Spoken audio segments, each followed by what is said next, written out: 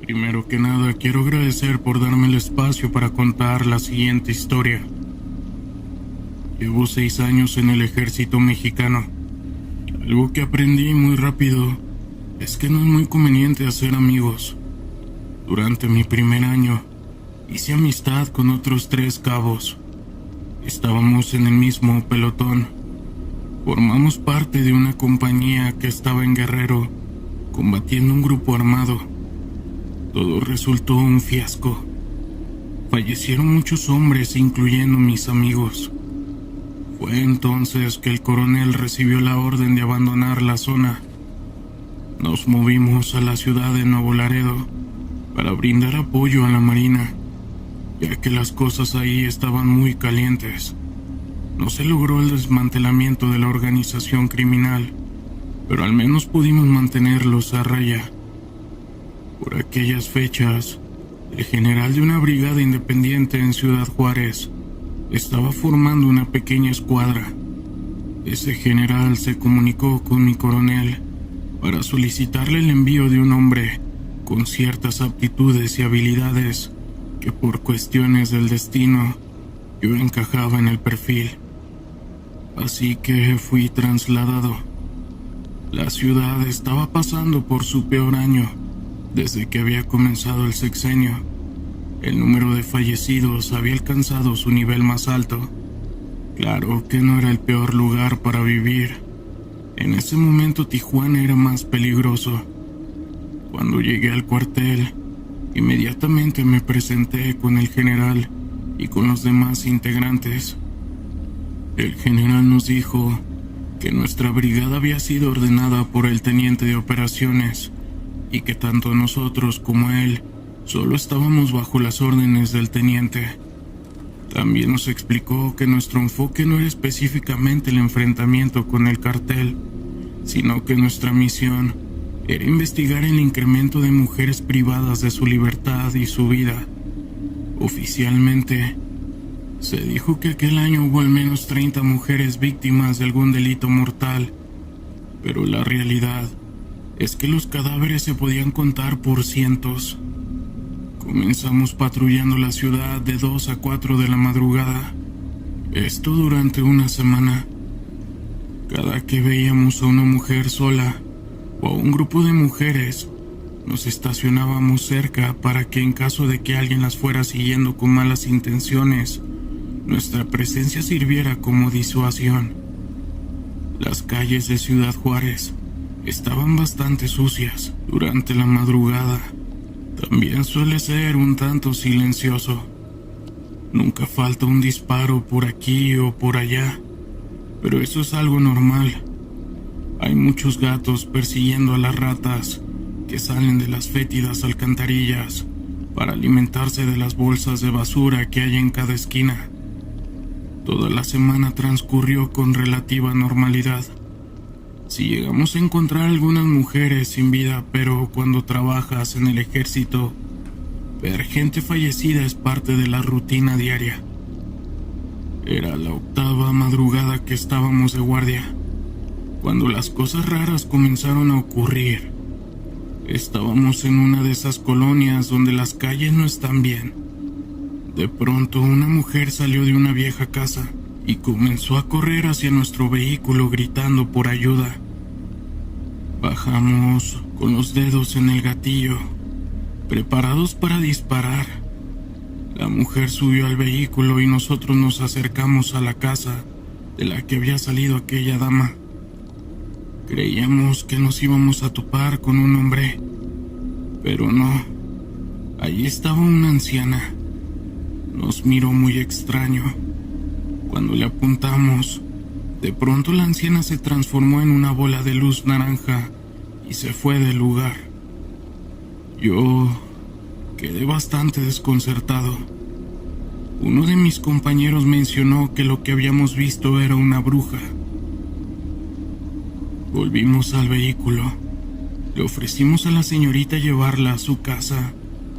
Mientras íbamos en camino, le pedimos que nos contara qué es lo que había pasado. Ella nos dijo que iba en el transporte público luego de salir del trabajo. Era la única que quedaba en el camión. Entonces el conductor se desvió de la ruta. Dijo que ella estaba tan nerviosa y asustada que no supo qué hacer en el momento. Solo se limitó a quedarse sentada esperando lo peor. Nos dijo que el conductor detuvo el camión a mitad de la nada y que después se subieron 2 tipos al mismo camión. La amarraron y se la llevaron a la casa, donde habíamos encontrado a la anciana. La muchacha no podía decirnos mucho más. La dejamos en su casa. Ya faltaban 15 minutos para las 4, así que nos fuimos directo al cuartel. Fuimos con el general y le reportamos el encuentro tan extraño que habíamos tenido. También se le comentó aquello de que podría tratarse de una bruja. Para mi sorpresa, el general lo tomó bastante bien. Nos dijo que no sería la primera vez que alguna misión en el estado de Chihuahua terminaba relacionándose de una forma u otra con brujas. Inclusive, nos comentó que a él le había tocado dirigir una emboscada que se hizo en las minas de una ciudad cercana. Dijo que ahí terminaron con algunas cuantas brujas. La sobriedad con la que el general nos estaba hablando me hizo convencerme que lo que estaba diciendo era real. Ya para terminar, también nos comentó que no nos fuéramos a involucrar de más con esas cosas, que nos limitáramos a patrullar, pero que si nos volvíamos a encontrar con una bruja, teníamos que terminar con ella. Todos nos fuimos a dormir. Me convencí a mí mismo que aquel suceso había sido un caso aislado y que no volvería a ocurrir. La siguiente madrugada nos tocó recorrer el camino real, ya que desde marzo a octubre de aquel año se habían encontrado 23 cadáveres de mujeres a lo largo de aquella carretera. Aquella madrugada era la más fría.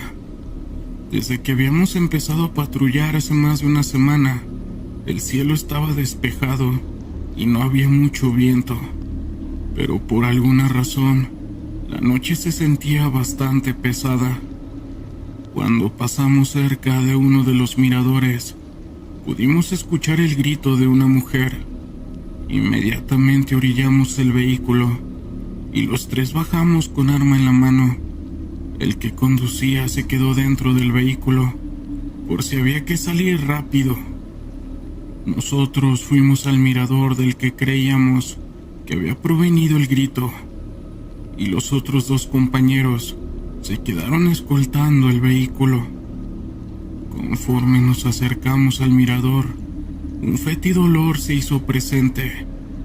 Había mucha basura y una cantidad considerable de animales muertos. Perros, gatos, gallos. La zona estaba completamente oscura. La única iluminación era la que llevábamos nosotros. Las paredes cercanas estaban tapizadas de grafitis y orificios causados por impactos de bala. Entonces, a lo lejos pudimos ver un animal, uno bastante grande, como del tamaño de un gran caballo. Solo que no era un caballo, ya que hasta donde yo sé, los caballos no tienen cuernos y tampoco les gusta comer carne. La criatura se estaba comiendo a la mujer, que ya había fallecido. Dimos un tiro de advertencia para llamar la atención de la criatura. Entonces, esa cosa se giró hacia nosotros y se paró en sus patas traseras. Estaba completamente erguido, como si fuera una persona media al menos 3,5 metros. Ahí nos quedó claro que no era un animal, así que abrimos fuego. La bestia emitió un sonido semejante al que hacen los burros, y luego volvió a ponerse en 4 patas y salió corriendo del lugar. Uno de los compañeros que se había quedado escoltando el vehículo llegó corriendo listo para la acción, pero la criatura ya se había perdido en el horizonte. Todos se quedaron ahí con el cadáver vigilando para que la criatura no volviera a terminar su comida. y el otro compañero y yo volvimos al vehículo. Nos comunicamos con el general para avisarle lo que había ocurrido, y lo único que nos dijo fue que en cuanto llegaran por el cuerpo volviéramos al cuartel. Mientras esperábamos a que llegaran por el cuerpo, yo les conté lo que había pasado a los 3 compañeros que no habían visto a la criatura. Uno de ellos, el mismo que dijo que la anciana había sido una bruja, me dijo que nos habíamos enfrentado a un nahual. Me dejó bastante claro que habíamos tenido suerte de haber salido con vida. Una vez llegaron a recoger el cuerpo, volvimos al cuartel, le dimos el informe completo al general y nos retiramos a dormir. Mi escuadra siguió operando e investigando por 9 meses. Tuvimos muchos más encuentros con brujas y nahuales. Nunca logramos neutralizar a una bruja, pero en una ocasión pudimos asesinar a una, cual por fortuna mi escuadra nunca sufrió ninguna baja, y abatimos a grupos armados mientras intentaban levantar a algunas chicas y desmantelamos una pequeña organización de trata de menores. Al día de hoy me siento orgulloso porque hicimos nuestro trabajo como se debe. Salvamos la vida de algunas mujeres, pero por cada mujer que salvábamos, encontrábamos el cadáver de 3 más. Al final, nuestro reporte decía que por la X cantidad de fallecidas, el 90% habían sido por causas de grupos armados y otro tipo de organizaciones delictivas, y que el 10% habían sufrido el fallecimiento por causa de situaciones de naturaleza dudosa. Saludos. Ni siquiera sé cómo empezar. Perdóneme si le doy vueltas a todo. No sé cómo escribir un relato, pero tenía la necesidad de contarlo. Sé que todos se han visto en las noticias, o también en las redes sociales. Noticias sobre, encobijados, gente fallecida, que a veces se encuentran.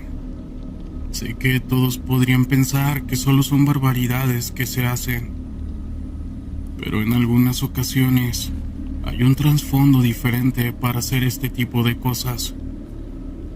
Creo que fue hace 25 años que empecé a meterme en un mundo del narcotráfico. Del por qué entré, pues en resumen mucha pobreza y descuido de mis padres.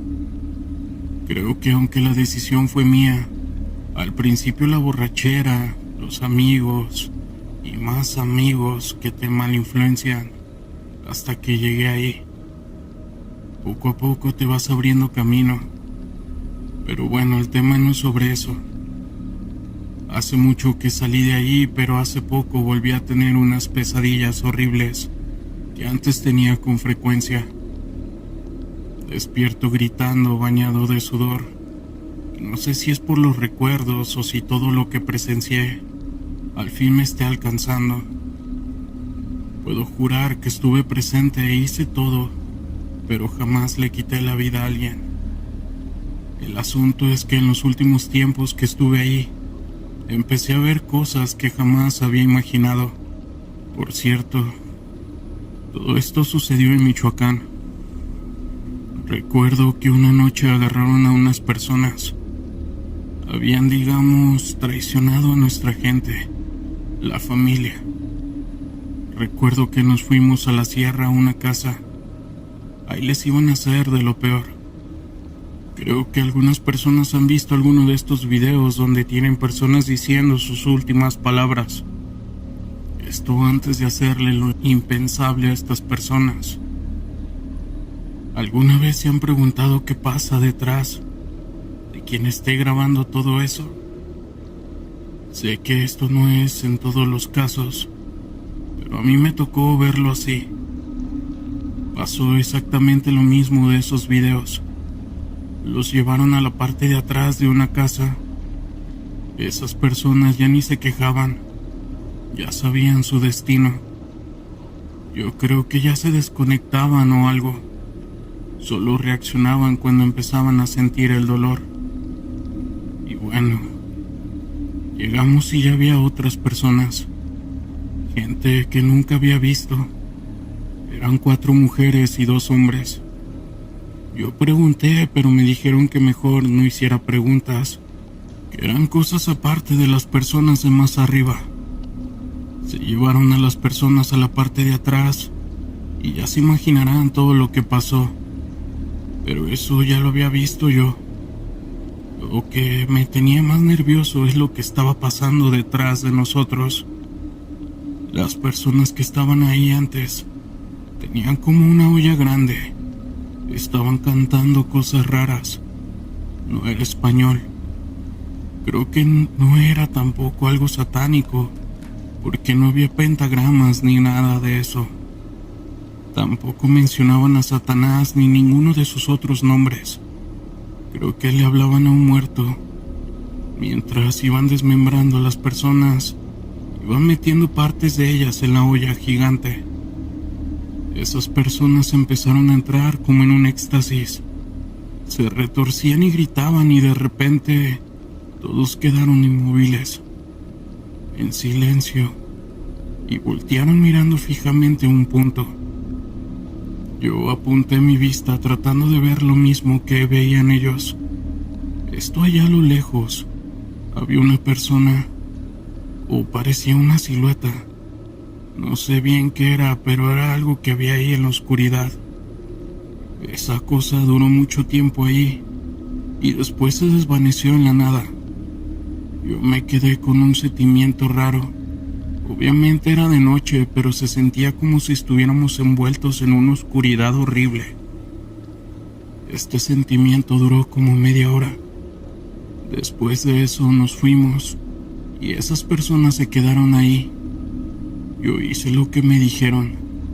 No pregunté ni cuestioné nada. Solo trataba de seguir la plática sin que me sintiera asustado.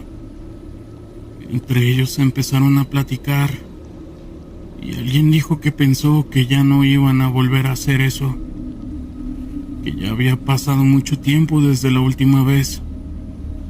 Llegamos a nuestros destinos y acabó el día. Toda la noche pensé en eso. Esa cosa que había visto se había metido en mi cerebro y no dejaba de pensar, o no sé si quizás era real lo que pasó esa noche. Sin embargo, se empezó a hacer más seguido. Recuerdo la última vez que estuve ahí. Pasó lo mismo. Estaban esos brujos, o no sé cómo decirlo. Empezaron a echar las partes de las otras personas en la olla. Y esa cosa volvió a aparecer en la oscuridad donde solo se veían unos ojos brillantes. Uno de los brujos que lo veían fijamente rodeado le dijo que todo eso era para él. Ahí pasó lo peor. Esa cosa habló diciendo quiero más. Todo se quedó en silencio. Incluso mis compañeros, que eran unos sádicos, se reflejó una cara de horror. Para ellos todo eso era brujería barata. Incluso esa figura que veíamos, pero cuando habló, fue como si algo se hubiera metido en nuestro cerebro. Y es que justo eso pasó. Después de un tiempo, ya no los volvimos a ver. Al parecer me habían creado una secta, o algo así, trabajaban solos. Hubo rumores que algunos de nuestros compañeros, que igual jamás volvimos a ver, se habían ido con ellos, que ellos eran quienes secuestraban personas para llevárselas y meter parte de ellas en esa horrible olla. Después de eso pasaron cosas muy extrañas. Seguí en ese mundo, pero cada vez que se daba un enfrentamiento, que le tocaba ver a alguien fallecido o que lo desvivían, veía esa cosa, esa silueta en algún rincón donde hubiera oscuridad. Pensé que solo era yo, pero después supe que a algunos compañeros también les pasaba. Era como si esa cosa nos hubiera poseído.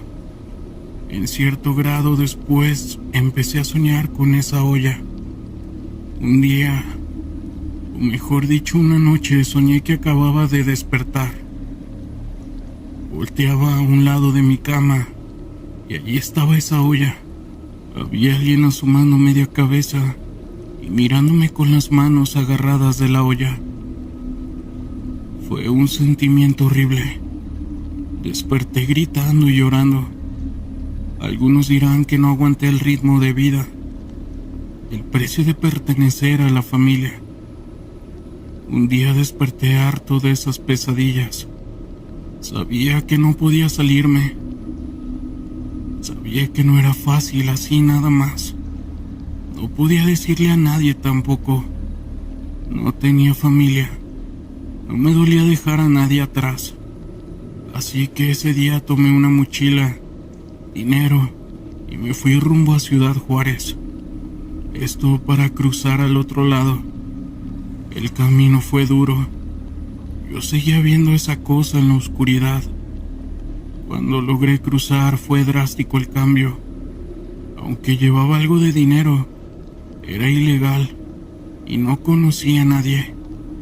Ya no quería estar en cosas ilegales. Así que como la mayoría empecé lavando platos en un restaurante. Allí conocí a un amigo cubano. Con los meses hicimos amistad y confianza. Me brindó un lugar en su departamento y ahí una noche tomando le conté toda mi vida. Él jamás me juzgó. Por último le conté lo de la olla, pues yo pensaba que era irrelevante, pero él se interesó demasiado en eso, más que en todo lo que le conté de las cosas del cartel. Me dejó hablar hasta el final y se quedó callado un momento. Después me dijo que no lo había imaginado. ¿Hasta dónde había llegado el palo? Yo le pregunté que a qué se refería con lo del palo.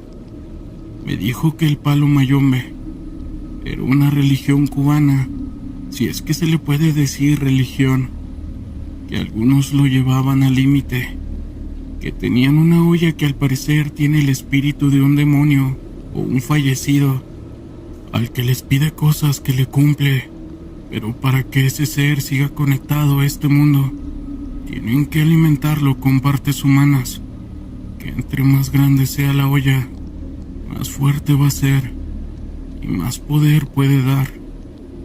Yo pensaba que era simple brujería extraña. Jamás me hubiera cruzado por la mente que en Michoacán existiera eso, y que ahora quizás siga siendo una secta que solo se dedique a secuestrar o desaparecer personas solo para alimentar a esa olla. Yo seguía con las pesadillas y empecé a tener la paranoia de que venían por mí.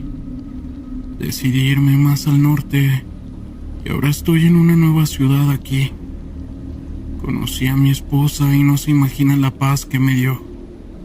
Estuve muy tranquilo por años, pero ahora que por alguna razón veo alguna noticia sobre eso de México, vuelvo a tener sueños donde esa cosa está esperando por mí. No sé si algún día lo pueda superar, pero ese fue mi precio por estar en la familia.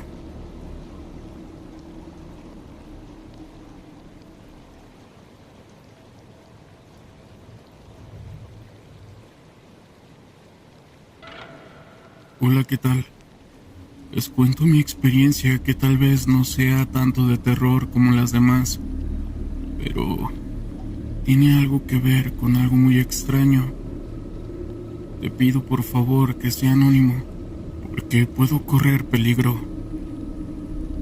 Hace unos años, planeé una visita a Guadalajara con un amigo que vivía allá. Entre nuestros planes estaba irnos de antro, como algunas otras veces ya lo habíamos hecho. Ir a recorrer muchos lugares de Guadalajara, comer y visitar a los amigos. Llegó el esperado día que habíamos quedado y tomé el camión desde mi ciudad. Llegué a Guadalajara y tomé un taxi hasta la casa de mi amigo. Él no se encontraba, pero después de 5 minutos llegó. Lo saludé y lo típico, una plática habitual, ponernos al día. Le dije que me iba a bañar y alistar para irnos al centro. Y ya saben, a los antros. Él solo sonrió y dijo que estaba bien, que se iba a salir un momento, pero que regresaba por mí. Me alisté y todo. Llegó y me vio y me dijo vámonos, pero primero vamos a pasar a mi trabajo. Tengo que pasar por unas cosas. Nos dirigimos a su carro y nos fuimos a una colonia que se veía muy abandonada. Puedo asegurarles que hasta los perros estaban enfermos y abandonados. Por donde volteara, se podía ver la miseria y drogadicción. Fuimos a una casa que se veía lujosa, de una familia pudiente. Llegamos y todo bien. Salió un hombre que tan solo con verlo, se le veía el demonio adentro. Su energía era muy pesada, y al mínimo error en la plática maldecía. Mi amigo estuvo platicando con él a solas, y yo estaba sentado ahí en el pasillo. Cuando el hombre salió, pidió unas bolsas de hielo y cena. En esa casa, a pesar de ser una casa llena de lujos y tecnología por dentro, tenía una atmósfera, una mala vibra. Había algo que te hacía sentir incómodo y vulnerable a cualquier cosa. Yo le decía a mi amigo que nos fuéramos a donde habíamos planeado ya. Él me miró y me dijo que ahorita nos íbamos, pero el tipo dijo con una voz dura que lo ocupaba ahí. Yo sospechaba que eso no estaba bien, y al preguntar de qué se trataba esto, resultó que era un jefe de plaza. No me quedó más que aguantarme y callarme. El tipo me hacía preguntas y yo le contestaba un poco dudoso. Le mentí en algunas cosas, pero él me decía, estás mintiendo. De alguna manera, él tenía ese don o sabía leer la mente. Yo solo sonreía un poco nervioso. Empezó a llegar más gente a la casa, y con ello el alcohol y sustancias. Me limité a tomar solo unas cuantas cervezas. Yo soy de los que no toma más que una o dos, pero sabía que en cualquier momento me podían llegar a hacer pedazos. Ya de entrada a la madrugada, decidí entrar al baño. Al entrar me quedé helado. Me llevé una sorpresa aterradora. Había un altar con cosas raras, huesos, flores, canela, frutas, cigarros, y había una cabeza humana en un frasco. Eso me bajó la sangre hasta los pies. Le dije a mi amigo que me llevara a casa, que ya no quería estar ahí. El nervioso dijo que tenía que pedir permiso para ver si me podía ir yo, pero el tipo solo soltó una carcajada de maldad y respondió, ¿a poco ya te vas? Si apenas va a empezar lo bueno. Le dije que tenía que salir al otro día a mi ciudad y me dijo, bueno, vete. Yo sentí un alivio al escuchar eso, y cuando subimos al carro discutí con mi amigo. Le dije que en eso no habíamos quedado. Él me dijo que formaba parte de esa narcosecta y que tenía que ir sí o sí. Total, que me fui a quedar a su casa. Mi amigo, por ende, se tuvo que regresar a ese lugar. Esa noche yo tuve sueños horrendos, y de ese tipo que siente las cosas pero no te puedes mover. Al día siguiente, me levanté muy temprano y tomé un taxi y me fui a mi ciudad. Nunca más volví a regresar con ese amigo. Buenas noches. Soy originario de Guanajuato. Crecí escuchando leyendas sobre brujas. Por desgracia o por fortuna, nunca tuve encuentros con alguno de estos seres. Esto cambió en la Sierra de Guerrero. Me dicen el ala, Daré mi nombre por seguridad, ya que soy un elemento activo del ejército mexicano. Desde el 2009 hasta finales del 2018, formé parte de un regimiento cuyas operaciones abarcaban 2 ciudades de Jalisco.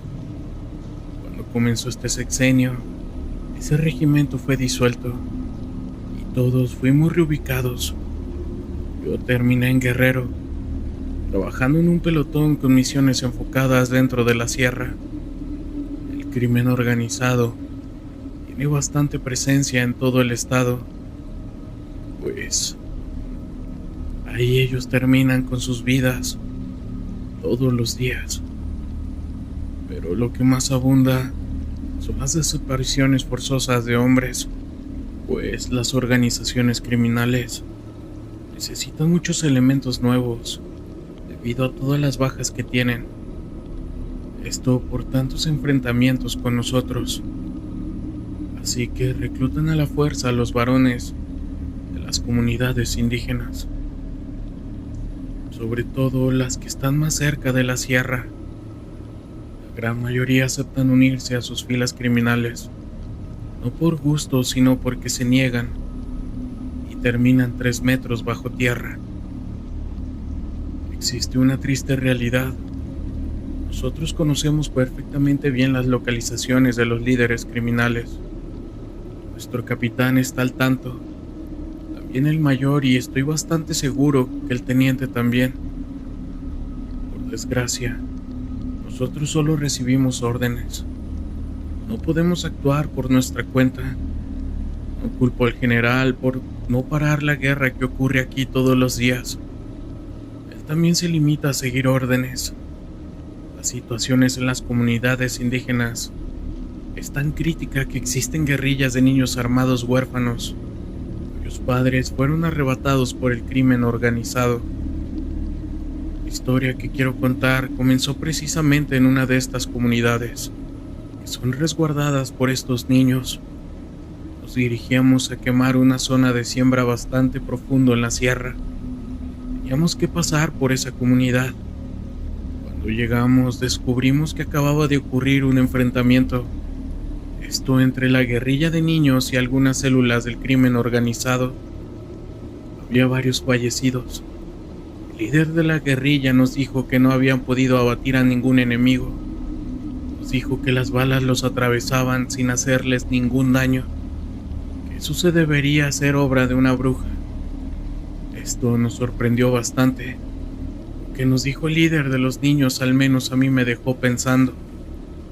Avisamos al cuartel sobre lo ocurrido y nosotros proseguimos a la sierra para llegar a la zona de siembra. Éramos al menos 30 elementos divididos en 3 vehículos, los que llegamos al sembradío. A mediodía quemamos lo que teníamos que quemar. Cuando íbamos de regreso, una camioneta nos cerró el paso y comenzó a disparar. Nosotros respondimos el fuego. No les hacíamos daño. Era imposible que todos estuviéramos fallando. Entonces, el teniente dio la orden de pasarles por encima. Los 3 vehículos aceleraron atropellando a algunos criminales y embistiendo la camioneta tirándola por un barranco. Revisamos los cuerpos y ninguno tenía impactos de bala. Eso era imposible.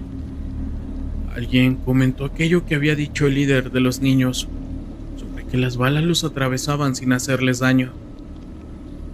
Regresamos a la base con algunos compañeros heridos, pero nada grave.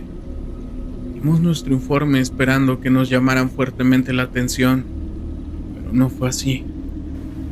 El coronel nos dijo que ya había recibido un par de reportes sobre situaciones peculiares en el crimen organizado. Los 2 soportes previos más, de los niños y el de nosotros, formaban un cuadrante en la sierra, el que teníamos que adentrarnos para descubrir qué era lo que estaba pasando. A la mañana siguiente, hicimos la primera incursión en el cuadrante. Encontramos una casa de seguridad. Con el primer disparo vimos que sí podíamos seguirlos, así que eliminamos a todos menos a uno, para poder interrogarlo mientras algunos compañeros interrogaban amablemente al prisionero. Otros 3 y yo fuimos a explorar el perímetro. Encontramos un altar bastante macabro. Había muchas figuras y máscaras de demonios en el centro del altar. Había un pilar donde se descansaba una pirámide, que en lugar de tener punta tenía una cabeza de una cabra negra. Había 2 cajas llenas de estrellas de 6 puntas, hechas con huesos.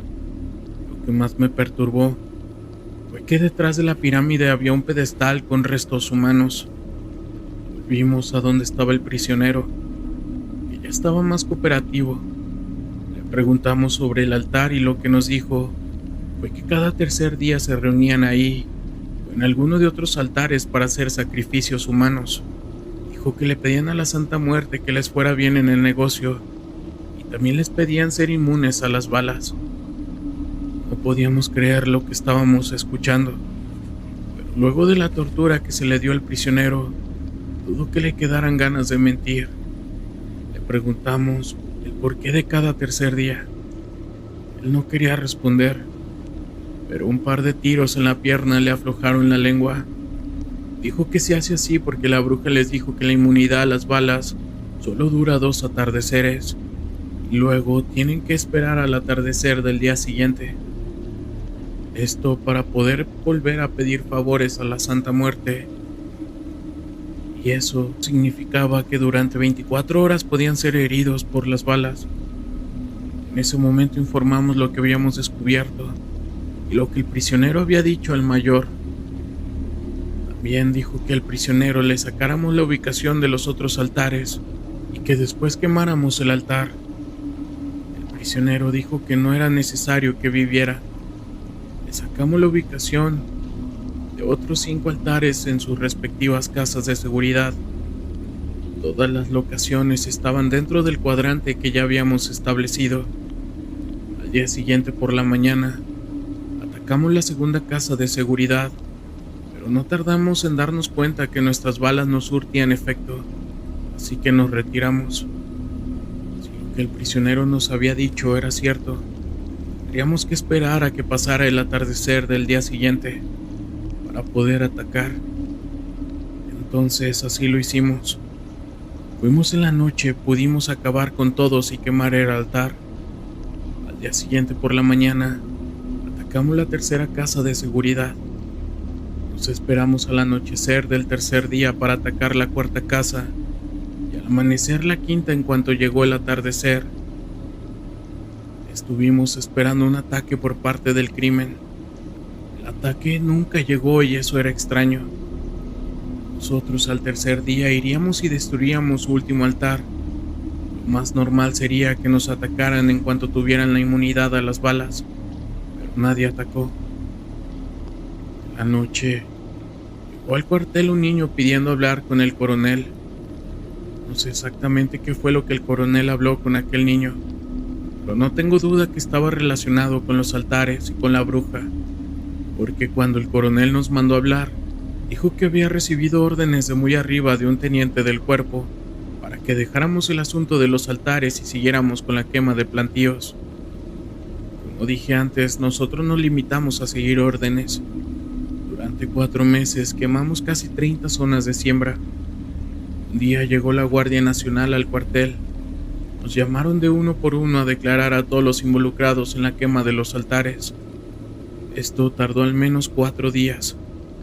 Resulta que un par de semanas atrás habían tenido un enfrentamiento con un cartel en Oaxaca, cuyos integrantes eran inmunes a las balas.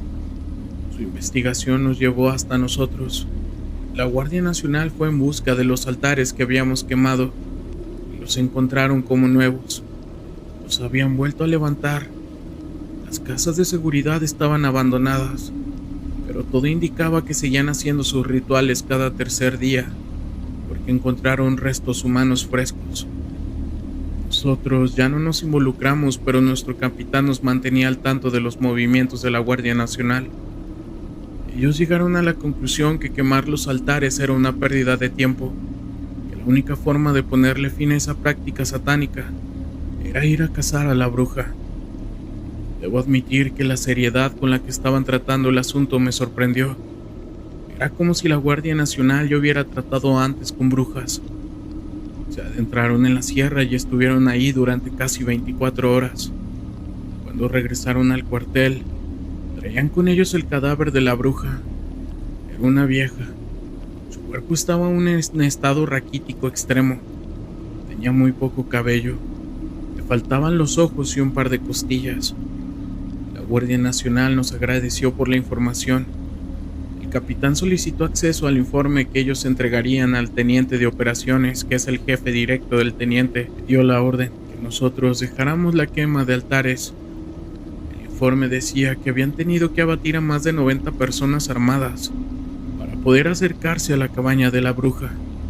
Según el informe, afuera de la cabaña había una escultura de la Santa Muerte de 6 metros de alto. El informe dice que dentro de la cabaña había un altar que llenaba todo un cuarto. Había cráneos pequeños, grandes cirios negros libros en idiomas desconocidos, brazos recién cortados, y se hace mucho énfasis en un símbolo. Lo describen como un pentagrama unido a un triángulo en el informe, que menciona que ese mismo símbolo fue encontrado en una de las casas de seguridad del cartel de Oaxaca, que era inmune a las balas. No puedo revelar mi identidad. Si me atrevo a contar esto es porque considero que ya ha pasado el tiempo suficiente desde que pude alejarme del crimen organizado. Estar metido en este negocio es mucho más complicado de lo que parece. Uno en realidad nunca tiene del todo claro para quién trabaja. Si tienes tu jefe directo y posiblemente conozcas al jefe de tu jefe, pero mientras más uno pregunta, todo se va volviendo más confuso, hasta el punto que la línea que separa el crimen organizado de las instituciones se va borrando hasta que se pierde. Se dicen muchas cosas sobre quienes terminan dentro de esto, pero hay una triste realidad que mucha gente prefiere ignorar. Esa realidad es que muchas personas como yo, al no encontrar la forma de llevar comida al hogar, deciden unirse a esto. Las noticias siempre se enfocan en Tijuana, Sinaloa, las zonas del Golfo, Juárez, pero eso no significa que sean los únicos lugares donde ocurren cosas. Todo lo contrario. Cuando un lugar tiene una importancia de peso mayor para el negocio, siempre se trata de mantener fuera del radar, alejados del ojo público. La verdad, atraer la atención siempre pone caliente las cosas, y eso es malo para el negocio. El sitio del que voy a hablar ya no se usa actualmente. Fue tomado por el ejército hace varios años. Por eso lo puedo revelar. Se trata de una cueva en la sierra de Guanajuato. La cueva no tiene ninguna característica en especial. Es una formación natural rocosa, completamente ordinaria, pero eso era el lugar ideal. Yo conocí la cueva hace como 12 años. Fuimos en caravana. Desde Silao hasta la sierra nos adentramos bastante. Luego continuamos a pie por un buen rato hasta llegar a la cueva. Los que ya tenían más tiempo entraron. Los nuevos, por así decirlo, nos quedamos afuera, cuidando la entrada. Éramos como 6 y nos dijeron que íbamos a estar ahí hasta el día siguiente. Lo que menos nos preocupaba era el sueño. Cuando trabajabas en esto, siempre hay que estar bien despierto, hasta altas horas de la noche. Solo preguntamos por la comida. Nos dijeron que más noche todos íbamos a cenar y ya no hicimos más preguntas. Se escuchaba mucha actividad desde dentro de la cueva, como si estuvieran haciendo una mudanza completa. Era demasiado extraño. Pasaron 3, 4 y 5 horas cuando llegaron otros que supuse que habían llegado en otra caravana. Ellos traían la cena y también traían personas que no estaban por su propia voluntad. Uno de los jefes me dijo que fuera a hablarle a los de adentro. Me adentré en la cueva hasta que llegué a una puerta. Toqué, salió uno y le dije que había llegado la cena. Él contestó que estaba bien, ya podía retirarme. Fueron un máximo de 13 segundos, el tiempo que tuve para ver lo que había dentro. Y al día de hoy sigo creyendo firmemente que vi un gigantesco animal amarrado con cadenas y grilletes. Este era como un lobo muy grande, pero en lugar de pelo pues ya tenía escamas y también una cola muy larga. Era una especie desconocida muy extraña, como una cruza de reptil con algo muy raro. Yo no dije nada. Lo que más se valora en este negocio es la discreción. Como 5 minutos después, salieron todos. Cenamos. La comida siempre es buena, sobre todo por esas tierras de Guanajuato. Al terminar, nuevamente todos entraron, incluyendo las personas que estaban a la fuerza. Afuera nos quedamos unos 12 personas. Durante toda la noche se estuvieron escuchando cosas raras. Había como una fiesta, risas, se escuchaban cosas también como quejidos y algunos gritos. Una cosa que jamás se me olvida es que también pude escuchar una grotesca criatura emitiendo un sonido peculiar. Era como una mezcla de un aullido con un crujido, pero sonaba poco metálico y cultural. Era una cosa en serio rara. Como a las 4 de la mañana salieron todos. Nos fuimos caminando hasta las camionetas, ya para poder irnos. En ningún momento vi que sacaran cuerpos, así que imagino que esa bestia se comió hasta los huesos de esas personas. Pasaron aproximadamente 7 meses y volvimos a ir a esa cueva. Una vez más yo me quedé afuera. Ya no hice pregunta alguna. La vez pasada había entendido bien cómo estaba el asunto. En esa segunda ocasión, aparte de la segunda caravana, llegaron algunos invitados. Eran personas importantes de San Felipe, Ocampo, Dolores y León. Y cuando digo personas importantes, estoy hablando de gente metida en el negocio de la agricultura y la ganadería, políticos, grupos de música, hasta gente de la iglesia. Eso me sorprendió, pero como dije, uno nada más hace lo suyo y hay que reservarse la mayor cantidad de preguntas posibles. Además, a mí ni me importaba qué es lo que hacían adentro, así que para ser honesto me daba igual a quienes estuvieran invitando y el motivo por el cual lo hacían. No era de mi incumbencia, pero eso no quitaba que me diera curiosidad. Total, yo estuve parado afuera vigilando hasta que terminaron su fiesta. Fue lo mismo de la vez pasada. Pasaron nuevamente unos 9 meses más y volvimos a ir, pero algo había pasado. Cuando entraron a hacer los preparativos, hubo gritos. Salieron todos con arma en mano. Nos dijeron que rodeáramos la cueva en busca de cualquier cosa rara que viéramos. No nos dieron detalles, pero yo lo sabía. Ese animal se había escapado, o quizás algo más grande había terminado con su vida. El punto es que nos mandaron a buscar. Para colmo empezó a llover, y todo aquel que conozca aquella zona sabe lo peligroso que puede llegar a ser cuando llueve. Aparte del lodo, se forman riachuelos y pequeñas cascadas de agua. Es muy sencillo resbalarse. Todas esas cascadas y riachuelos van a desembocar al río que divide la sierra, así que a algunos se nos ocurrió bajar hasta el río. Ahí lo encontramos. Esta cosa tomaba agua tranquilamente. Era más grande de lo que yo había percibido la primera vez que lo vi. Se veía fuerte, musculoso, cubierto completamente por escamas, con un tono gris verdoso muy opaco, de largo medida como unos 70, más la cola, que era bastante grande. Su cabeza era redonda, como la de una persona, y yo no le iba a entrar a esa cosa. Le dije a los demás que iban conmigo que se quedaran vigilando la criatura, sin hacer nada de ruido para no llamar su atención, y así regresé hasta la cueva.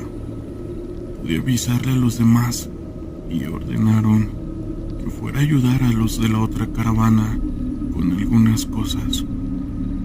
Cuando ya había terminado de hacer lo que me habían ordenado, ellos regresaban con esa cosa hasta el interior de la cueva. Perdimos a uno ese día. Pasó más de un año para que volviéramos a esa cueva, pero en aquella ocasión iba a ser diferente. Todavía no llegaba la segunda caravana cuando vimos un helicóptero militar. Sabíamos lo que eso significaba. Nos preparamos para el enfrentamiento. Inmediatamente nos comunicamos con la otra caravana, que ya estaban en pleno enfrentamiento con los militares.